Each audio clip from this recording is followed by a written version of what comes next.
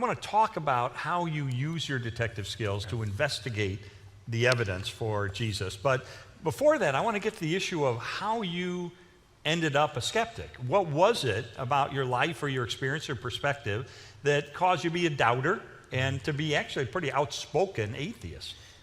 I think probably a lot of people in this room, maybe where I was, I just didn't have anybody in my family who was a Christian.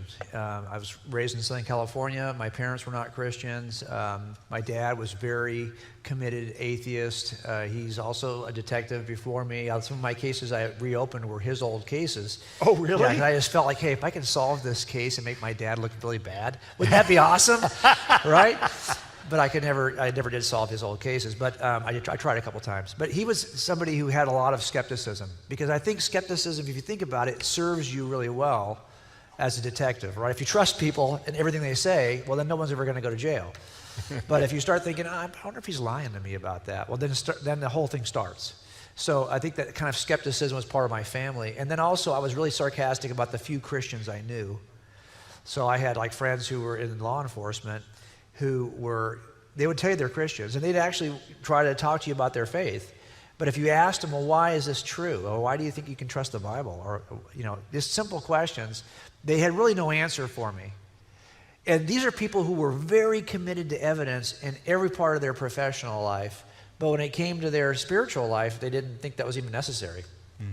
And I thought, well, I'm sorry, I can't just turn off the way I think to get over here in this box with you guys. And then the other Christians that we met were people we took to jail.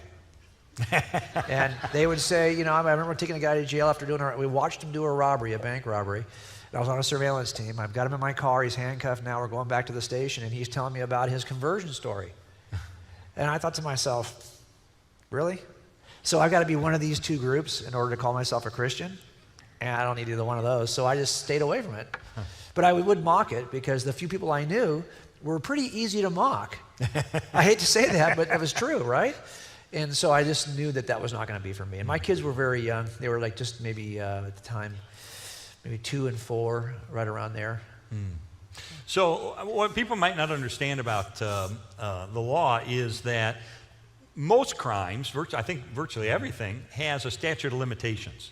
So if you commit a bank robbery, and if you don't get caught for a period of time, 5 years or 10 years or whatever the statute is, you can never be prosecuted for that crime. But there is no statute of limitations for murder.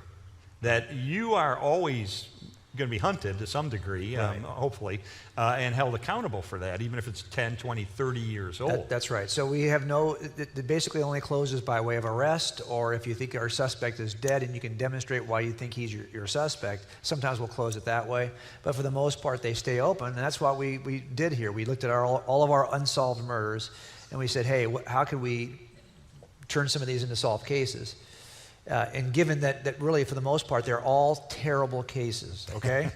Because there's only 2 ways to make a case, right? You can make a case with direct evidence or with indirect evidence. Sometimes you can use a combination of both. But direct evidence is one kind of thing. It's eyewitness testimony. So if you don't have somebody who saw the crime and can say, I saw him do it, you don't have a direct evidence case. You've got an indirect evidence case. You got to make it some other way. And indirect evidence is also called circumstantial evidence. And most of you, when you hear that word circumstantial evidence, you're thinking to yourself, oh, that's just crummy. Because in our culture, we think it's just a circumstantial case. It's not very good. All they have is circumstance. That's like 80 to 85% of all criminal cases in America, folks, are made indirectly. So, and we actually have a jury instruction in which judges tell juries they are not to consider direct evidence as having any more weight than indirect evidence. They're to be given the exact same consideration. So I knew there were times when I would rather have an indirect case, because witnesses lie all the time. And you can be wrong about the indirect evidence, but it's not because it's trying to lie to you. You just misread it. But witnesses do lie. And so when I was looking at the Gospels, I just needed to know, these allegedly were eyewitness accounts, at least 2 of them. The other 2 were reported to the writer as from an eyewitness, Luke and Mark. So the question then becomes, do I trust these are telling me the truth about what Jesus... And I just got interested because Susie was interested. So a circumstantial case could be an airtight case. Oh, absolutely. I mean, our cases, all of them have been 100% circumstantial. with lots of unanswered questions. The case you saw on the little clip, we had lots of unanswered questions there. We didn't know how he killed her. He got rid of her body and claimed she ran off. So for 30 years, we had no body missing. And we started to work it as a homicide. I couldn't tell you how he killed her, where he killed her, how he got rid of her body, how he moved her car, how he did all that stuff he said he did. I could not explain any of that for the jury. They found him guilty in 4 hours. And they did it. And then he later confessed. And then he confessed at sentencing and gave us the location of the body. So we know he's guilty, but we had no way to answer those questions. So if you're in this room right now and you're thinking to yourself, if you're going to make a case for Christianity, I got some unanswered questions. Get over it. That's the nature of every criminal case, by the way.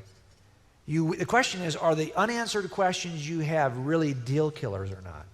And so while we had a bunch of unanswered questions, none of those were deal killers for our jury. So I think for me, when I realized as an atheist that the standard of proof in criminal trials is not beyond a possible doubt, because you never get beyond a possible doubt. You think you know things right now beyond a possible doubt? What would that be? What do you think you know beyond a possible doubt? You just tell me, I can give you a possible doubt. Right? But we get in our car every morning, we start the car like it's going to start up and like it's not going to explode in our face. Why? Because it's possible it's got a bomb underneath, but probably not reasonable, because our standard is beyond a reasonable doubt, not beyond a possible doubt. So as an atheist, I always thought, well, the standard's got to be beyond a possible doubt. Really? No, nothing's beyond a possible doubt. It's beyond a reasonable doubt. And that's where I found myself after examining the Gospels.